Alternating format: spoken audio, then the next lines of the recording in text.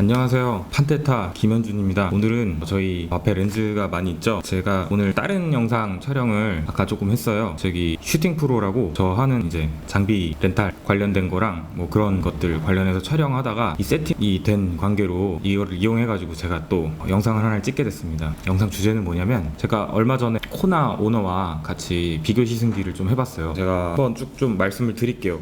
일단 코나 EV랑 니로 EV를 되게 기다렸어요. 작년에 볼트를 한번 타보고 올해 이때쯤이면 이제 탈만한 차가 나오지 않을까라고 생각을 했는데 그 전에 나왔던 차들이 뭐 아직 제대로 타보지 못했었던 그런 아이페이스나 이번에 나온 EQC라든지 이트론 이런 거는 이제 나중에 타보게 되겠죠. 근데 그 전에 그거보다도 훨씬 저는 조금 기대를 했었던 게 코나랑 니로 EV예요. 그걸 왜 타고 싶었는지, 그리고 저도 지금 코나 같은 경우나 코나 니로를 다 신청을 했는데 지금 코나 하나가 지금 됐어요. 그래가지고 지금 기다리고 있거든요. 세 번째 대기라고 하는데 올해 안 될 수도 있대요. 근데 아무튼 간에 저도 얼리 어댑터의 성향으로 한번 타보고 싶어가지고 급하게 오너분을 섭외해서 같이 타봤어요. 근데 타봤는데 말씀을 드리면 생각보다 깔 게 없었어요. 좀 약간 놀라울 정도로. 그래가지고 조금 생각이 깊어지더라고요. 타면서도 생각이 깊었는데 타고 나서 이제 며칠 지나고 나니까 좀 생각이 정리가 되더라고요. 그래가지고 제가 그걸 좀 말씀을 좀 드려볼게요. 제가 나름 이렇게 정리도 했어요. 제가 이제 테슬라를 많이 좋아하잖아요. 보통 테슬라 오너분들이 테슬라가 오너가 된 다음 이렇게 만족도가 많이 높은 편이기도 한데 저 같은 경우도 그래요. 근데 그래가지고 제가 항상 하는 얘기들이 있었어요. 근데 하는 얘기들이 뭐냐면 이제 테슬라가 완전히 이제 세대를 바꿔서 다음 세대 미래형 전기차로서 중요한 장점들, 핵심 포인트들을 한번 생각을 좀 해보게 된 거예요. 근데 그게 이제 생각을 해보니까 일단 첫 번째로 롱레인지죠. 뭐 90km, 75, 100 다 국내 대비 롱레인지예요. 그리고 태생부터 이제 EV로 설계가 돼 있기 때문에 사실상 시작 자체는 굉장히 잘 됐다고 생각을 해요. 다들 그렇게 말을 하죠. 그리고 두 번째는 맨날 강조하는 그 제로백 운동 성능, 그 모터 트렌드 17년 이런 거 보면은 다 누르죠. 슈퍼카들도 다 이기고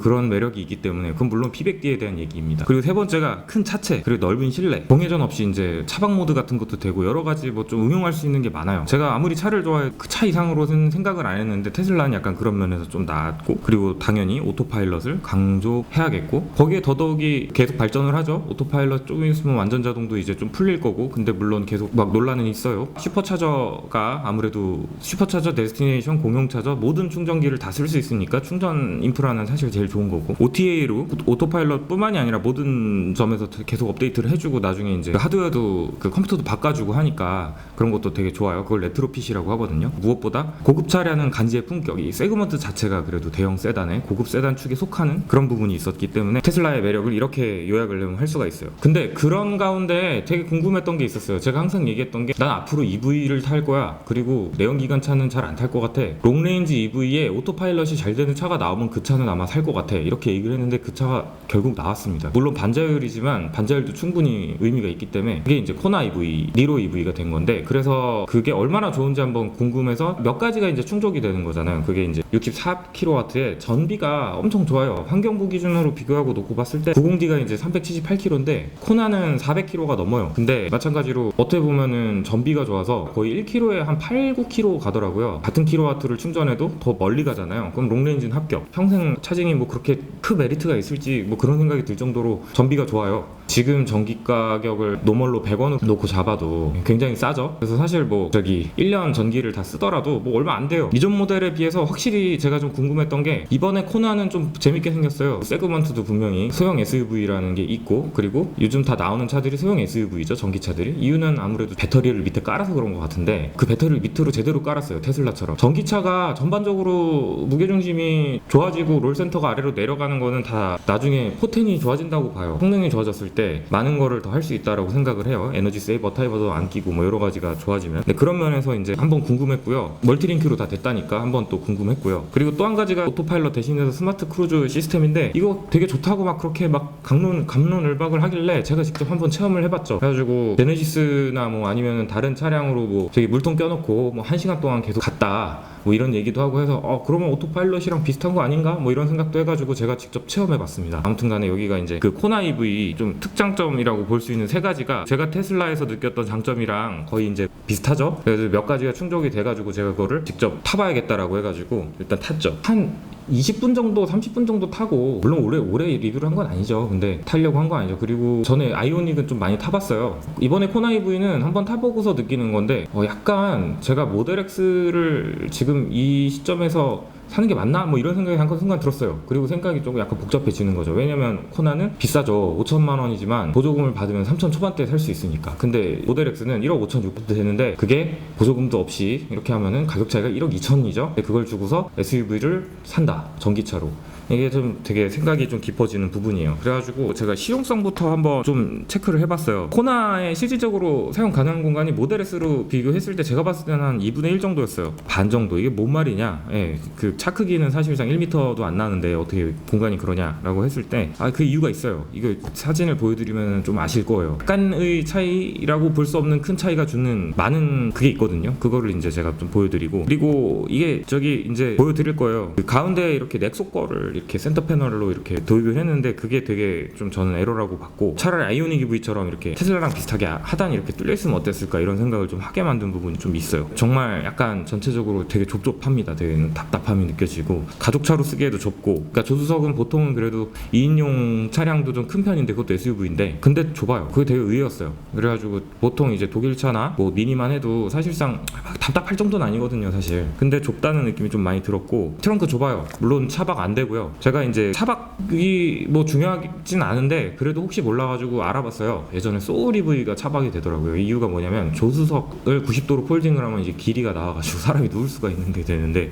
차 좋아하시는 분들은 무슨 차박이냐 뭐 이런 얘기 하겠지만 의외로 차박이 괜찮습니다. 제가 이건 보여드릴게요. 일단 이게 여기에서 이제 한번 쭉 보여드릴게요. 이런 곳에서 차박을 합니다. 이렇게 자연 좋은 곳에서 안반대기라는 곳인데 고랭지 배추가 자라는 그런 그 강원도에 있는 곳이에요. 대관령 이런 데서 이제 폭염을 피해서 잘 수가 있고, 이런데 이제 자세도 그렇고 뭔가 이게 좀 마음에 들어요. 여러 가지로. 미국에서는 이제 테슬라 캠퍼들이 모여가지고 막 정모도 하고 이런데, 이게 이제 차박을 했을 때 누웠을 때 보여지는 풍경이에요. 보이시나요? 어때요? 지금 이렇게 돼요. 이게 파노라마 사진인데 이게 누웠을 때 보여주는 앵글이에요. 이게 그 스티어링이고 여기가 이제 발이고 이게 이제 글라스 루프예요. 현대타님은 이게 없는 거고 저희 있는 거죠, 이런 게. 근데 이게 굉장히 쾌적하거든요. 아침에 일어났을 때 이런 풍경을 보고 일어날 수 있으니까 은근히 좋더라고요. 어때요?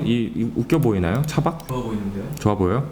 그리고 이제 이렇게 모여요. 테슬라 오너분들끼리 모여가지고 이제 드론도 띄우고 모여가지고 같이 이렇게 만나가지고 놀고 하는데, 이런 게 되게 좋아요. 매장을 넘어가서 이제 실제로 주행을 좀 해봤는데 생각보다 되게 스포티해요. 그리고 현대차 단점들이 좀 있는데 아무래도 제일 대표적인 게 이제 좀 롤이 심하고 이렇게 꿀렁꿀렁 되잖아요. 근데 그걸 이제 장점이자 단점이라고 얘기할 수 있는데, 시트도 푹신하고 혹은 낭창낭창 물렁물렁하다고 하는 스프링과 편편비가 높은 타이어, 이렇게 이제 조합이 되면은 굉장히 컴포트한 승차감이 나오는데, 물렁물렁한 그거 좋아요. 저 나쁘다고 생각은 안 하는데 오히려 그런 면에서 업그레이드가 된 느낌이 들었어요.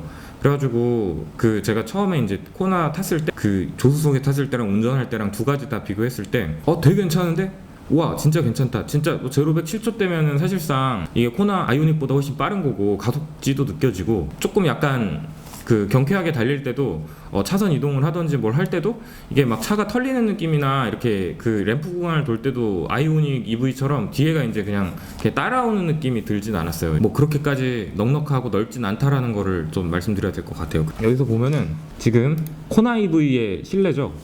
이렇게 생겼어요. 최근에 봤으니까. 근데 이게 제가 얘기했었던 답답한 건데, 이 안에 공간이 있어요. 근데 이거 자체는 이제 넥소에서 가져온 것 같은 느낌이 좀 드는 거예요. 그리고 이 버튼은 아이오닉에서 가져온 느낌이 들고, 이런 것들은 다 그냥 기존 현대차하고 자세한 잡다한 성능, 뭐 카플레이 뭐 이런 건 사실상 테슬라 오너들이나 쪽에 적응된 사람들은 사실 그렇게 비교 대상이나 뭐 이렇게 적용할 거는 아니에요. 크게 관심이 없다는 얘기죠. 이게 이제 조수석에서 바라봤을 때인데, 공간, 그리고 뒷공간은 지금 이렇게 돼요. 이렇게 얼핏 보면 넓다. 저도 처음에 봤을 때 괜찮은데? 이 생각까지 했어요. 광고 이미지들이죠. 이런 거 봤을 때 이제 여기 뭐 똑같은 얘기예요. 근데 물론 저는 현대차의 여기 글로브 박스나 이런 뭐 내장이나 뭐 이런 것들은 솔직히 조금 그래요. 그리고 또 한 가지는 이제 좀 뭐 편의성에서 얘기하겠지만 통풍 시트가 달려 있습니다. HUD에 대한 얘기인데, 실내 내장 보면 이제 쫙 올라와요, HUD가. 그래서 와, 멋있다, 이거는 코나의 승, 이렇게 했는데, 근데 그게 LCD 모니터가 올라오는 게 아니라 유리가 올라와요. HUD 반사판이 올라오는 건데, 그럴 거면 그냥 앞유리에 쏴도 되지 않을까. 그리고 그 정보가 대단치가 않아요. 생각보다 내가 적은 게 그게 대단한 게 없어. 차고 높이가 SUV예요.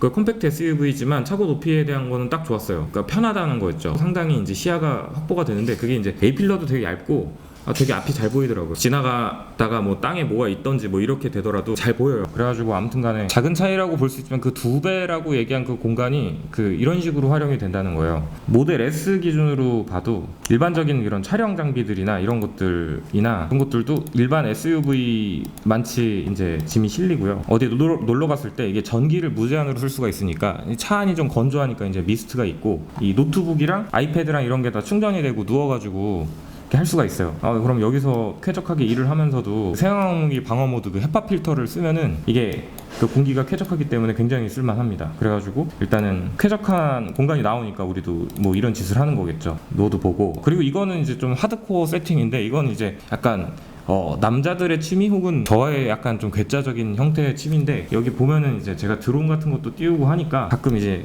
이렇게 세팅을 해요. 뭐 여기 카메라도 있고 위에 드론도 있고 이 충전을 이제 다 할 수 있게 만들고 그 아래다가 이제 공간에다가 이런저런 세팅을 해가지고 유틸리티 카처럼 쓰는 건데 이런 공간들이 넓기 때문에 이게 가능한 거예요. 근데 과연 이런 것들이 코나에서 가능할까가 그게 좀 약간 생각이 드는 거죠. 이거를 차를 받았을 때 저런 게 돼야지 우리가 좀 재밌게 쓸 수가 있는데 차를 좀 고민이 되는 부분이에요.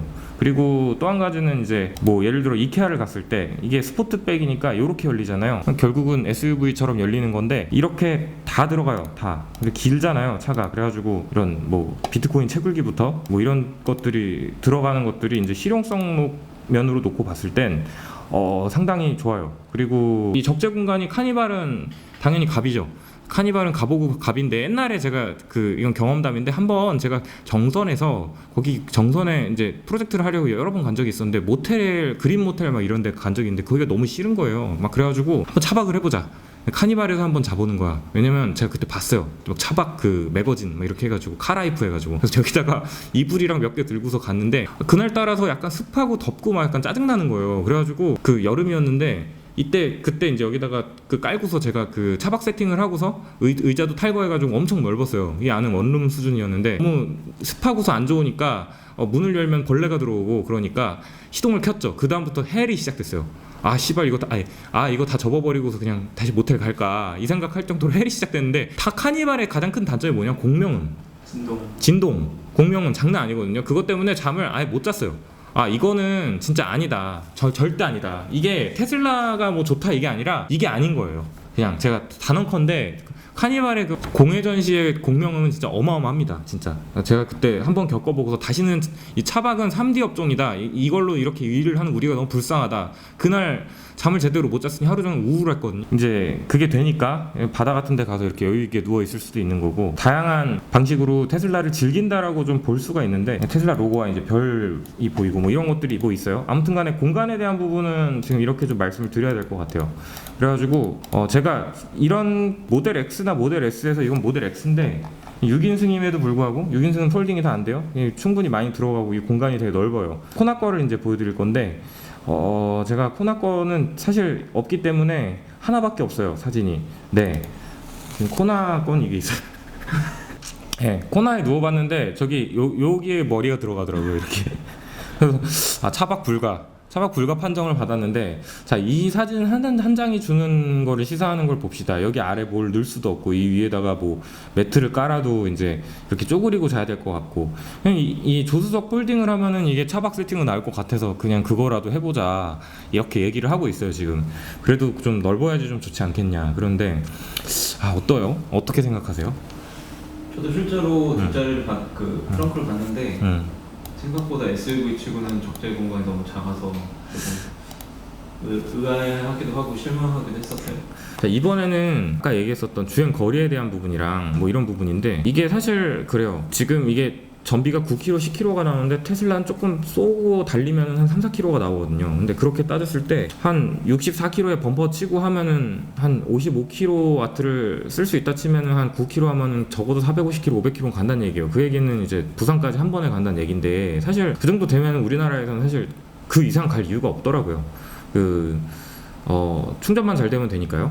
아무튼 간에 그런 면에서는 상당히 저는 괜찮았다라고 보고 전비 주행을 하면은 뭐 더 좋다고 하니까 그건 또 기대해 볼 만해요. 모델 3 같은 경우에도 슈퍼차저 평생 무료에 대한 걸 한번 생각해 보게 되는데 지금 그것 때문에 난리잖아요. 난리였잖아요. 근데 이제 그렇게 생각을 하게 됐어요. 테슬라는 기본적으로 고성능 차량이란 말이죠. 3만 킬로를 탔는데 8,000 킬로와트를 썼더라고요. 무료에 대한 의미가 되게 크겠지만 사실상 지금 그 코나나 모델 3 같은 경우에는 거의 이제 돈이 안 나갈 것 같아요. 그러니까 굳이 무료 충전의 메리트가 뭐 그렇게까지 대단하게 크지 않다라는 느낌이 좀 들어요. 그래가지고 지금 이제 싸게 충전을 하면은 뭐 50km 충전했을 때 50원에 했다 하면은 사실 2,500원에 거의 뭐 한 3일 일주일을 탈 수가 있는 정도가 나오니까 뭐 그 정도면 뭐 어디 주차비보다도 싸잖아요. 그래가지고 좀 생각을 해볼 문제가 좀 될 것 같고요. 그리고 또 한 가지는 이제 그 전비가 좋아서 또 생기는 장점이 이제 뭐 파워큐브나 220V로 충전을 해도 집에서 그 하루만 세워놔도 40km 이상 충전이 되는데 그 정도면 다 보통 20km, 20%에서 한 90% 사이로 보통 쓰니까 완충이라고 봐야죠. 근데 그렇게 해서 쓰더라도 완충이 되니까 되게 편할 것 같고요. 그러면 사실상 그 이제 충전 문제라든지 뭐 거기에다 유지비라든지 이런 건 진짜 문제가 안 되는 차량이라고 저는 생각을 했어요. 그래가지고 좀 생각이 좀 깊어진 게 있죠. 그리고 또 한 가지는 저 코나가 생각보다 그 승차감이 나쁘지가 않았어요. 일단 차를 막 타보면서 운동 성능에 대해서 좀 약간 생각을 해보게 됐어요. 일단 가속도 괜찮았고, 근데 또 옆에 조수석에 탈 때랑 제가 직접 운전할 때랑 가속감이 좀 많이 달라요. 조수석에 탈 때는 오 빠르다, 오 괜찮은데 막 이 정도고 그랬는데 실제로 이제 운전석에 타서 가속을 쫙 해보면 그냥 뭐 나가네 앞으로 뭐 나쁘진 않다 뭐 이 정도예요. 근데 그 정도의 느낌이 독일차 엔트리 느낌의 뭐 디젤 토크 터질 때 뭐 2000cc 디젤 뭐 혹은 뭐 가솔린 엔진 뭐 한 3000cc NA 엔진 이 정도 속도가 나와요. 그것만 해도 대단하지 않나요? 그 생각도 했어요. 와 이것만 해도 대단한데 사실상 조금 욕심 버리면 이 정도 타도 괜찮지 않나? 이 생각을 한 거죠. 그때부터 이제 좀 생각이 들었죠. 보조금도 안 받고서 이거 그 가격 차이가 1억 2천이 나는 이 모델 X를 사는 게 과연 맞는 일인가? 속으로 한번 생각을 하면서 이제 타기 시작을 했어요. 약간 숙연해지면서. 타면서 느꼈는데 일단은 그 가속력으로 이렇게 다닌다는 게 그렇게 즐겁진 않았어요. 예전에 아이오닉 탔을 때는 5대5로 해서 그 브레이크 쫙 밟으면 그냥 쭉 미끄러지고 앞바퀴 슬립 막 나고, 볼트도 마찬가지였어요. 볼트도 앞바퀴 슬립 심하게 나고, 그리고 뭐 사실 볼트 아래 딱 그 배터리가 깔려 있지만 코나가 더 이제 잘 잡혀 있다고 하고 실제로 타보니까 잘 잡혀 있더라고요. 그래가지고 저하 밸런스나 이렇게 좀 격한 이렇게 거동을 하더라도 또 램프 구간이나 유턴 구간에서 유턴에서 무슨 액션 할 것도 아닌데 이렇게 했는데 언더가 나는 거예요. 슬립도 나고 와 이거. 그리고 사실상 꿀렁꿀렁해요. 그 뒷바퀴 서스펜션이 이제 그 멀티링크로 돼 있으니까 이제 좌우 거동은 이제 끌려오는 느낌은 덜 들어요. 뒤에도 덜 이렇게 아무튼 간에 뒤에도 이제 적절하게 움직인다고 느껴지긴 하는데 그거를 가지고 와 좋다 이게 뭐 정말 그 감탄이다 뭐 이 정도는 아니라고 저는 생각을 해요. 옛날에 저 그 SM5 타고서 서울 부산 갈 때 막 졸고 그랬거든요. 카니발 타고 갈 때 저 옛날에 진짜 3번 쉬고 막 허벅지 꼬집어 가면서 그 여수까지 막 갔다 오고 이랬는데 그게 이제 해결이 됐었던 게 제가 이제 X5나 M을 타던지 그 뭐 SQ5를 타던지 뭐 이런 다른 고성능 차량 뭐 폴쉐를 타던지 그 카이엔이었지만 그런 걸 타서 이제 갔다 올 때가 이제 안 졸립죠. 운전이 재밌으니까. 이제 스마트 크루즈 컨트롤을 했죠. 약간 BMW 그 어시스턴트랑 좀 비슷해요. 근데 스마트 크루즈를 하면서 느끼는 게 또 잘 가는 거예요. 뭐 그 정체 구간에서 오토파일럿이랑 크게 다를 것도 없고 오히려 어떻게 보면은 되게 부드러워요.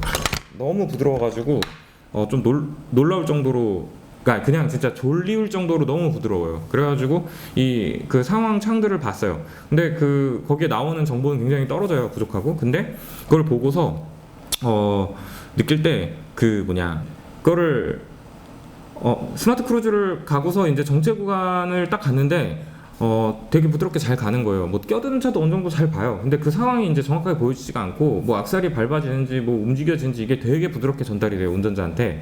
그러니까 뭐 약간 느낌이 약간 소극적인 사람한테 그냥 자기 일을 묵묵히 해내는 느낌에 대한 그런 느낌 같았어요. 그냥 이렇게 뭐 잔소리를 하더라도 네네 하면서 약간의 뭐랄까 정확하게 약간 피드백을 안 주는 조금 이렇게 둔탁한 느낌이 좀 있어가지고 가다가 좀 졸립다는 느낌을 좀 받았어요. 근데 그 졸립다는 피로도가 옛날에 오토파일럿 처음 경험했을 때 살짝 피곤했었던 게 있었거든요. 근데 그 느낌이랑 크게 다르지는 않았는데 그거보다 조금 더 심했어요. 제가 그 오토 크루즈를 한 1시간 정도를 했는데 그 여러 경우의 수를 보기에는 충분한 시간이었어요. 여러 경우의 수를 보기엔 충분한 시간 아니었어요. 뭐 코너길도 있고 여러 가지 돌발 상황이 있는데 그런 거를 체크할 수는 없었지만 그래도 껴든 차들이 있었고 그래도 코너도 경험해봤고 했는데 졸려요. 많이 졸려가지고 일단은 중간에 이제 그냥 끄고서 달리기도 하고, 그리고 그 오토파일럿처럼 이게 이제 서로 주고받기가 아니에요. 그냥 그거는 자기 그 운전하다가도 이게 핸들이 돌아가고 뭐 이런 저런 것들이 예비 오너들이 훨씬 더 많이 볼 거기 때문에 그 테슬라 오너들은 617명밖에 안 되거든요. 아직 650명.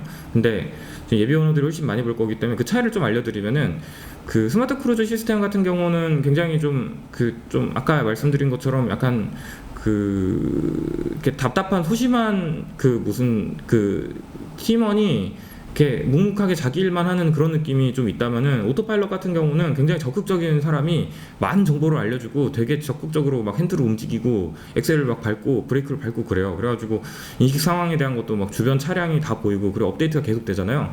V9으로 업데이트가 되면 내비게이션 내부 온 드라이브로 해가지고 내비게이션 경로만 찍어도 뭐 램프 구간 통과하고 이런 것도 될 거로 기대되고, 그리고 인식 상황도 막 주변에 가는 사람이 뭐 사람인지 뭐 오토바이인지 트럭인지 이런 것도 다 나오는데 그런 거 하나도 안 나오거든요. 근데 그거 안 나오는 것도 되게 답답하거든요. 근데 그런 것 때문에, 그러니까 명확하게 이 차이가 있는 거죠. 저는 이제 오토파일럿이 하는 일을 보고 있고 사람들이 보는 것만으로도 운전을 하는 재미가 좀 있어요.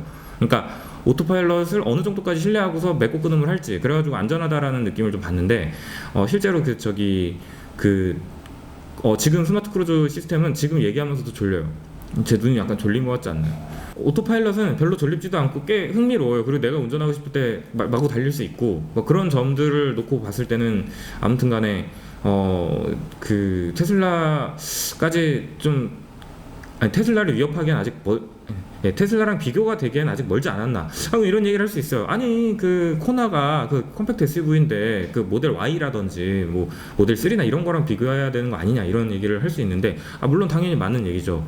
그래가지고 모델 3를 잠깐 놓고 얘기하자면, 아직 안 타봤고 했지만 뭐 사용기를 경험으로 뭐 기본적인 거를 봤을 때 모델 3가 훨씬 재밌겠죠. 대략 공간은 한 1.5배 정도 더 쓸 것 같고, 근데 모델 3도 차박이나 뭐 이렇게 넓은 공간 아니니까 그런 게 좀 있고, 그리고 제로 100 5.6초로 훨씬 빠를 거고, 오토파일럿이야 다 똑같으니까 오히려 더 잘 돈대요. 코나는 더 잘 돈대. 그래가지고 오토파일럿은 더 좋을 거고, 그것도 프렁크 있고 뭐 이것저것 생각했을 때 모델 3가 당연히 저 같은 경우는 2-3천 더 주고 살 것 같아요.